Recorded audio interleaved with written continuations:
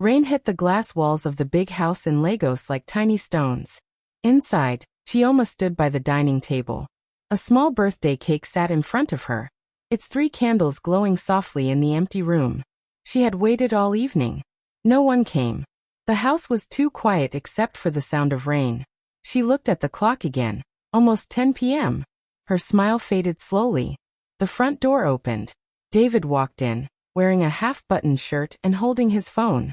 He didn't even look at her. "You promised you'd be home tonight," Chioma said softly, trying to hide the pain in her voice. David sighed, still scrolling through his phone. "Chioma, please. I have real work to do." Her hands trembled a little as she picked up a small gift box from the table. "I just wanted to give you this," she said. He took it without much interest. Inside was a wristwatch, simple, elegant, engraved with the words, "To the man who taught me patience." He gave a short laugh, shaking his head. "You should have used that patience to get a real job," he said coldly. The words hit her like a slap. Chioma's eyes dropped to the floor. For a moment she couldn't speak. David picked up his car keys and headed for the door. "Remember this, Chioma," he said, his tone sharp. "You're nothing without me. Everything you eat, wear, drive, I gave it to you." Then he walked out. The door slammed shut, the sound echoing through the house. Chioma didn't move. She stood there, staring at the cake, the candles still burning weakly. Slowly, one by one, they went out, leaving thin trails of smoke in the air.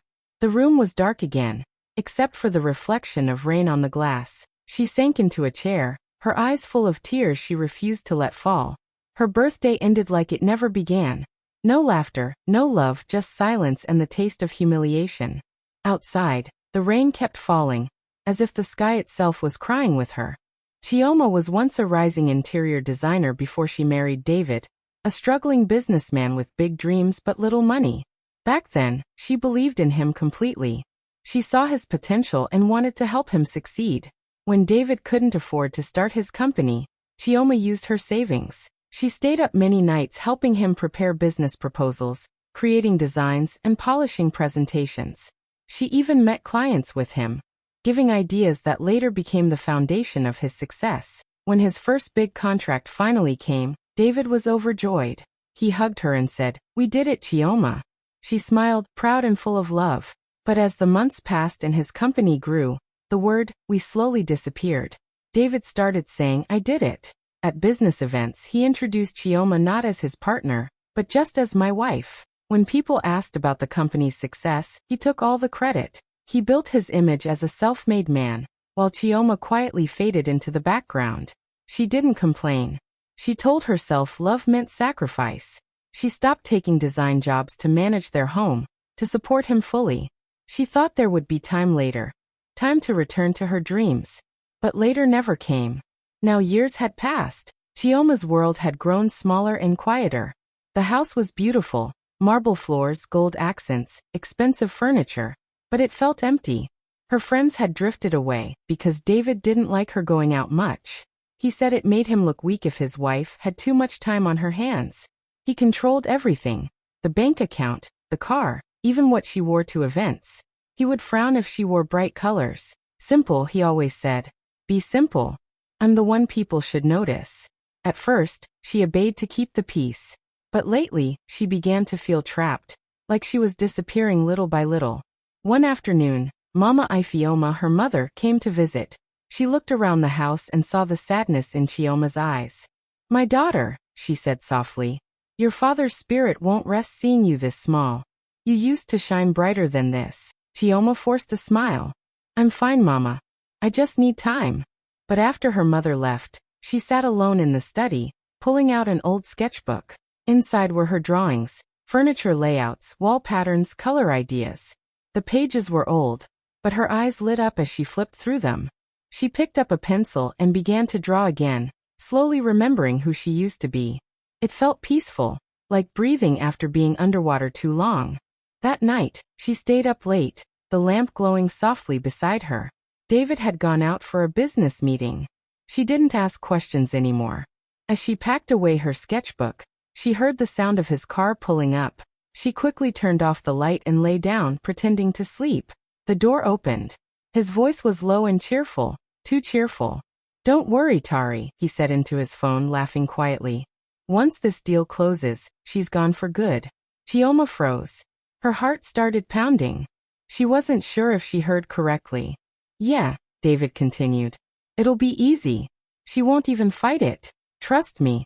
He ended the call and walked into the bathroom, humming to himself. Chioma lay there, eyes open, staring into the dark. Her body trembled slightly, but her mind was clear. For years, she had ignored the warning signs, the cold words, the distance, the control. But now she couldn't pretend anymore. Something deep inside her broke that night. The man she had loved, the man she had built everything with, was planning to throw her away. She turned to the window, watching the city lights flicker through the glass. Her reflection stared back, tired, quiet, almost unrecognizable. For the first time she saw the truth. She wasn't living. She was surviving. And something inside her whispered, enough. Days later, David came home earlier than usual. His face was hard, his voice colder than ever. We need to talk, he said, dropping his briefcase on the table. Chioma looked up from the sofa, her heart suddenly uneasy. What's wrong? She asked softly. David didn't answer. He reached into his bag and pulled out a brown envelope. He placed it in front of her and said flatly, It's time to end this. These are the divorce papers. For a few seconds, Chioma just stared at the envelope. She couldn't speak. Divorce, she whispered. David, what are you saying? He avoided her eyes. You'll get the house. That's generous enough. Her lips trembled. Generous? After everything I gave you. David finally looked at her, but his eyes held no warmth. You gave me headaches, Chioma.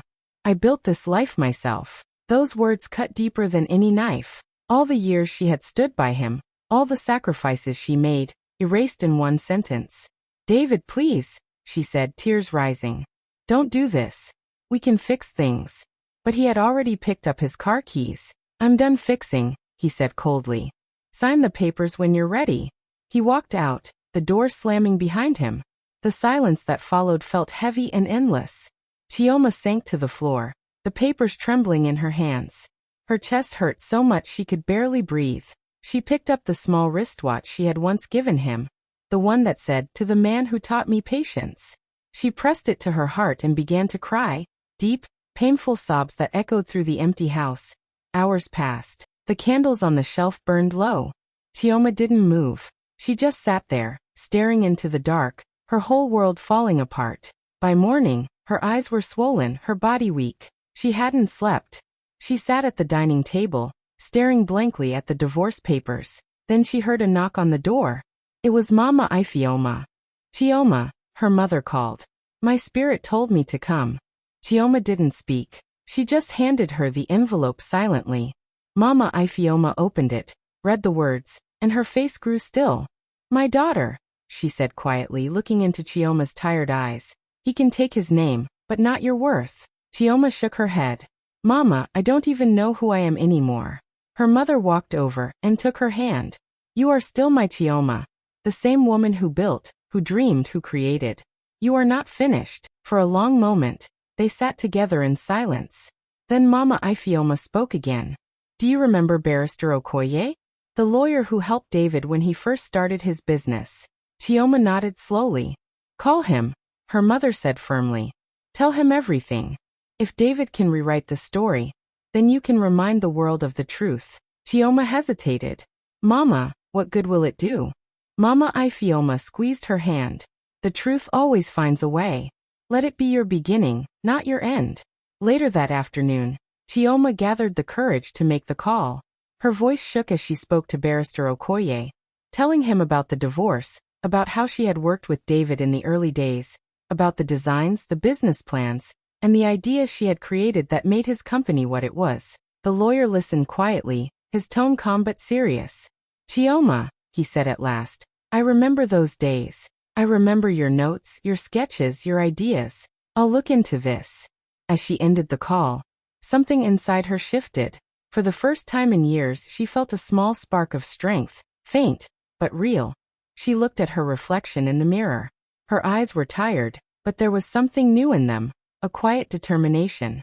David might have walked away, but he hadn't taken everything.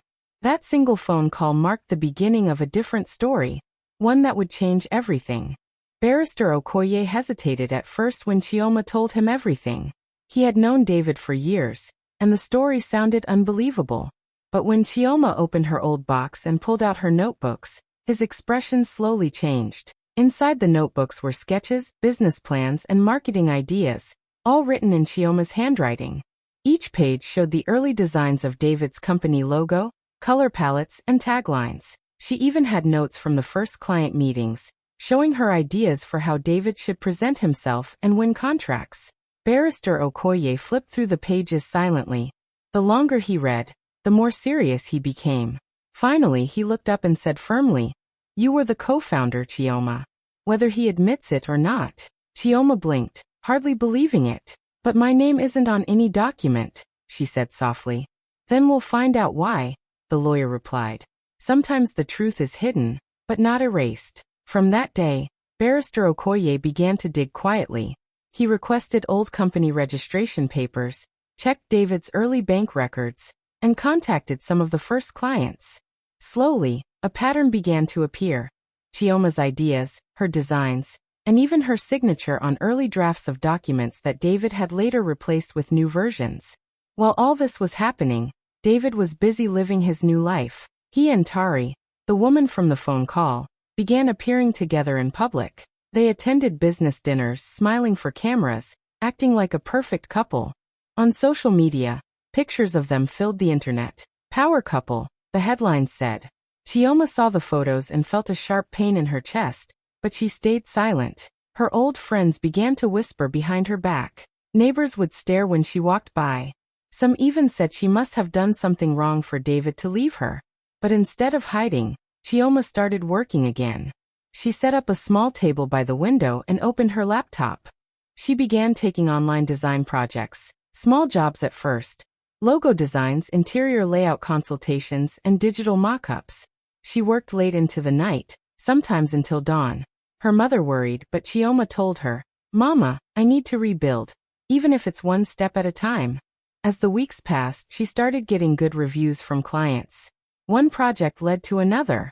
Slowly, money began to come in. It wasn't much, but it gave her hope. Meanwhile, David's empire began to show cracks. It started with small things, a late tax payment, a missing document, a suspicious transaction. Then the government opened an investigation. Some of his investors pulled out, worried about rumors of fraud. David became tense and short-tempered, yelling at employees and making rash decisions. Chioma didn't know any of this until Barrister Okoye called one afternoon. His voice was calm but full of purpose. "Chioma," he said, "I found something. I'll send it to your mother's house. Read it carefully." The next morning, Mama Ifioma came running into Chioma's room, her hands shaking. "Chioma," she said, holding a thick envelope.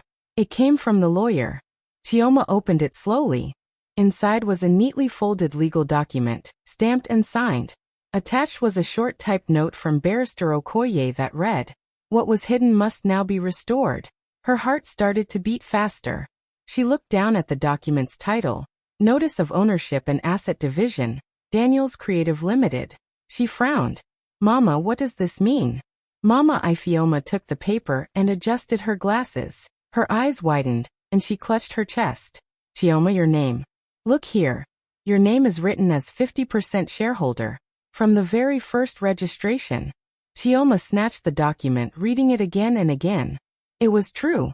Her name, Chioma Daniels, was printed clearly beside David's, both listed as co-owners. She couldn't believe it. All those years, David had made her feel small, powerless, unimportant. And yet, from the beginning, she had been half the company. Her hands trembled. "He never told me. He never told anyone." Mama Ifioma wiped a tear from her cheek. "He thought he buried the truth, but God does not sleep." For the first time in years, Chioma smiled.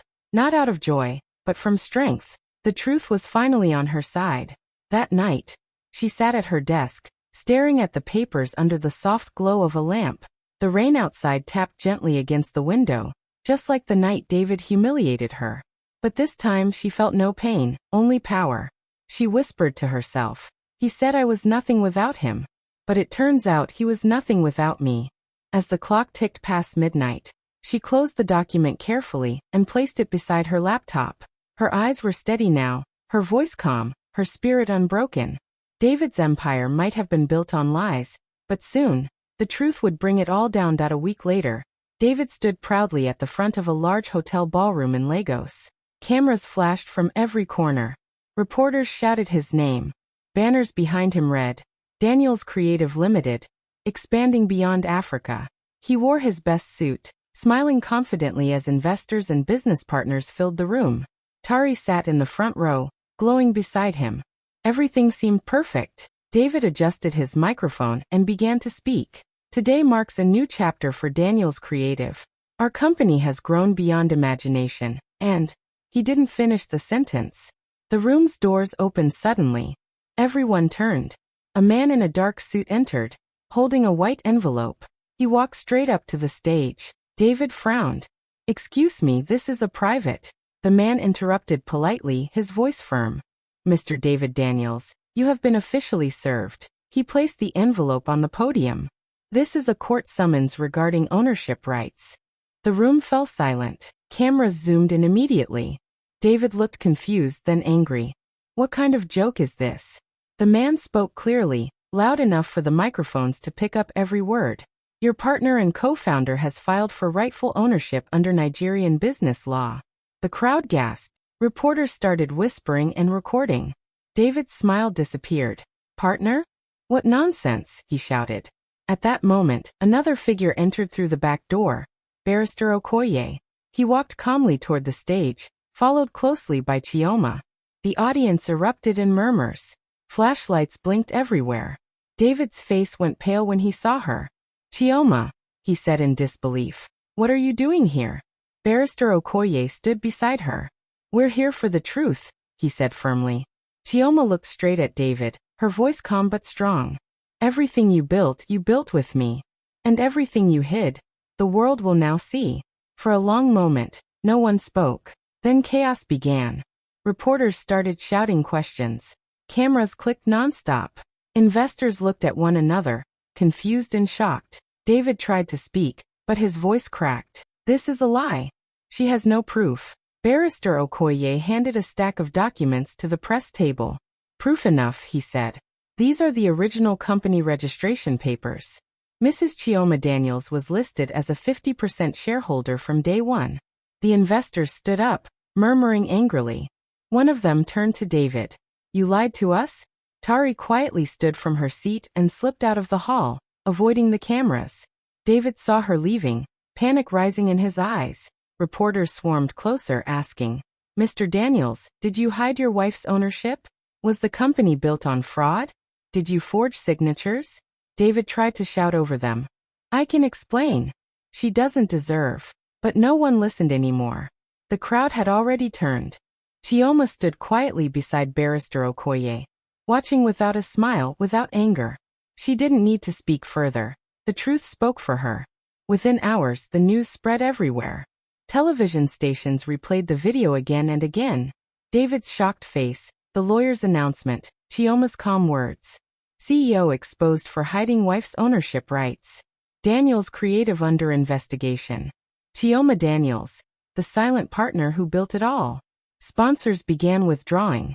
Investors demanded answers. Contracts were canceled. David's phone wouldn't stop ringing, but no one wanted to help him now. By evening, his company's name was trending for all the wrong reasons. His social media accounts were flooded with criticism. Even Tari deleted all their pictures together. At home, David sat alone in the dark, surrounded by his shattered pride. He had once mocked Chioma, calling her nothing without him. Now he was the one losing everything. His business, his reputation, his future. Meanwhile, Chioma quietly returned home with her mother. She didn't celebrate or boast. She just sat on the balcony, watching the city lights flicker. The night breeze felt calm on her skin. Mama Ifioma placed a gentle hand on her shoulder. You did well, my daughter, she said softly. You didn't just win. You reclaimed yourself. Chioma nodded slowly. I didn't fight for revenge, Mama. I fought to remember who I am. In that moment, the same rain that once brought her tears now felt peaceful. washing away the pain of the past. David's empire was collapsing. The world was watching. But Chioma didn't look back. She stood, took a deep breath, and walked inside, ready to begin her new life. Weeks later, Chioma sits in her new office, bright, peaceful, and filled with sunlight. The walls are painted in warm colors, and her sketches are neatly pinned on a board. The golden letters on the door read, CD Interiors, designed by Chioma Daniels. She looks around with quiet pride. This space is hers, built from her pain, her courage, and her talent. Her assistant walks in with a file. Ma, the client from Lagos just signed the contract. Chioma smiles gently. Good. Let's make it beautiful. She signs her first major deal under her new company. The same hands that once built David's dreams now shape her own. A few minutes later, Mama Ifioma enters, carrying a food flask and a bright smile. Ah, my daughter. You didn't even eat breakfast before running off to work. Chioma laughs softly. Mama, I'm busy changing the world. They both laugh. Mama Ifioma looks around proudly at the office. The plants, the sketches, the calm energy. You look like your old self again, she says with emotion in her voice. Chioma pauses, her eyes shining. No, Mama. I'm my new self. They share a quiet moment. The woman who once cried herself to sleep now stands tall, confident, peaceful, and free. Outside, the news about David's company has faded. His empire is under investigation, his investors gone, and his name no longer shines in the headlines. One afternoon, Chioma's phone buzzes. It's David. She looks at the screen for a long time, then lets it ring. A message follows. Please, Chioma. Can we talk? She opens her notepad, writes a short reply, and sends it. You said I'm nothing without you. But now you're nothing without me. She puts the phone away and continues sketching. Her lines flow easily, full of life and color. As the sun sets, she steps to the window and watches the city lights flicker. A smile spreads across her face, calm, strong, sure. She whispers to herself, I found myself again. Chioma's story is no longer about loss or betrayal. It's about rebirth. A woman who lost everything but discovered her true worth. And this time, she builds not for someone else, but for herself. Chioma visits her father's grave with Mama Ifioma. The morning is quiet, the air soft with the smell of fresh rain. She kneels gently and places a wristwatch on the tombstone. The same one she once gave David when she believed in their shared dream. Her eyes fill with tears, but her voice is calm. I thought my love made me small, she says softly. But it made me strong. Mama Ifioma places a comforting hand on her shoulder. Your father would be proud, Chioma. You stood tall. Even after the storm. Chioma smiles, wiping her tears. I didn't just survive, Mama. I grew. A gentle wind moves through the trees, as if her father's spirit is smiling too.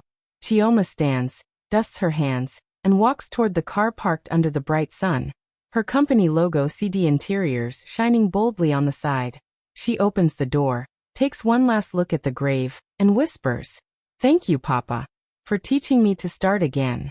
As she drives away, the road ahead glows with light, wide, free, full of hope. Her voice echoes softly in the background.